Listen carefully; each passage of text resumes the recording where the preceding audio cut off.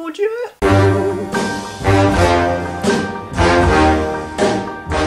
Je suis allé voir Rec 3. Genesis.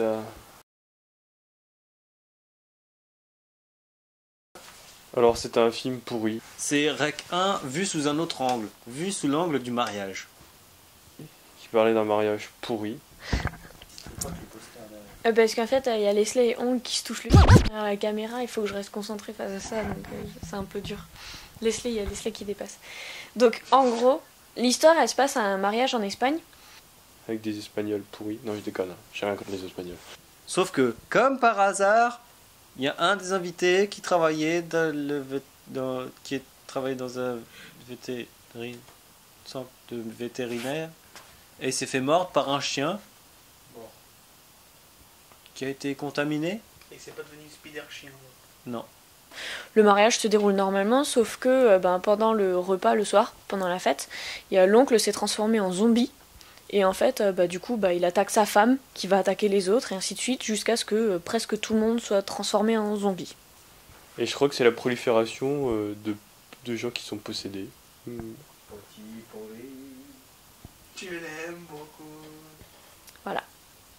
C'est naze en fait. Oui. C'est naze grave. Oui, putain, t'imagines même pas. Rien. Non, Ah merde. pas dire rien. Bon, ouais, c'est bon. Ce que j'ai adoré, c'est le concept.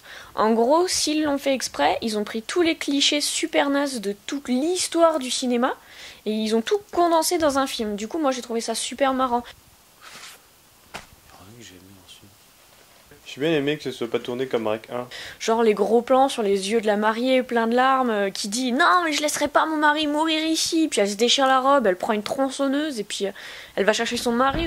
Si à la rigueur, on voit des nanas à poil, vite fait. Comment?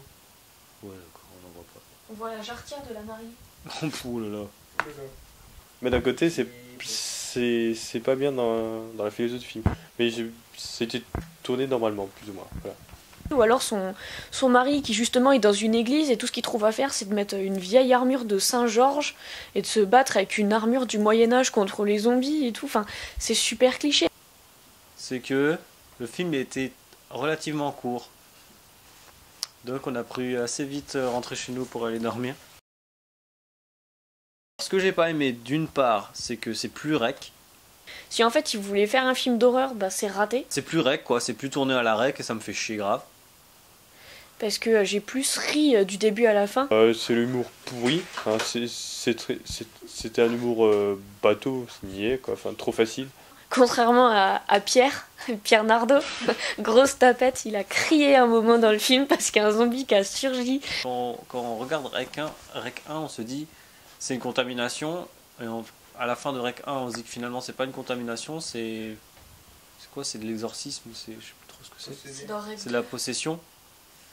Et selon la Bible, les animaux ils ont pas d'âme. Donc je comprends pas comment un chien qui a été maudit peut mordre un gars qui retransmet le truc. Ce qui m'a moins plu aussi, c'est que moi, contrairement à tout ce que Leslie va dire dans le Stanley, moi, ce qu'on m'avait dit, c'était que ça devait raconter l'histoire qui se passait avant Rec 1. Alors comment un animal a pu retranscrire... T'as jamais joué à Resident Evil ou quoi? Ouais, mais on sait tous que Resident Evil c'est de la merde. Merci. Du coup, ce que je pensais, c'est que ça allait raconter l'histoire de la fille qui vit dans le grenier, en fait, dans le 1. Et en fait, pas du tout, on n'en parle pas du tout. Donc c'était pas drôle. Tous les clichés, non, c'était pourri. Et même les armes utilisées, à un moment, il y a un mec qui utilise un presse-purée pour tuer un zombie, quoi. Enfin, c'est quand même super énorme. C'est un mariage quoi. C'est normal d'utiliser un presse-purée. Ouais, mais dans les films de zombies, généralement, c'est des battes, des haches ou des pistolets, tu vois. Ils sont à un mariage, t'as des battes et des haches dans des mariages toi? Mais non, mais voilà, mais c'est le principe, quoi. Tu fais une pinata. Une pina colada, non? Ah non, ça c'est un alcool. Je suis encore passé pour une poche, je trouve. Nous le facepalm.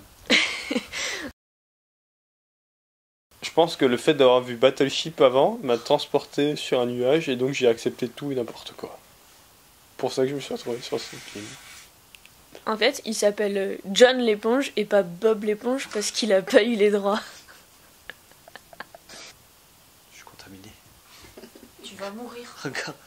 Coupe-moi la main. Je suis contaminé. Ils le font. Bah oui. Regarde, je suis contaminé. Coupe-moi la main.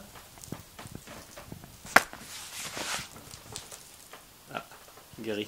Fin du film. C'était bien qui finit bien.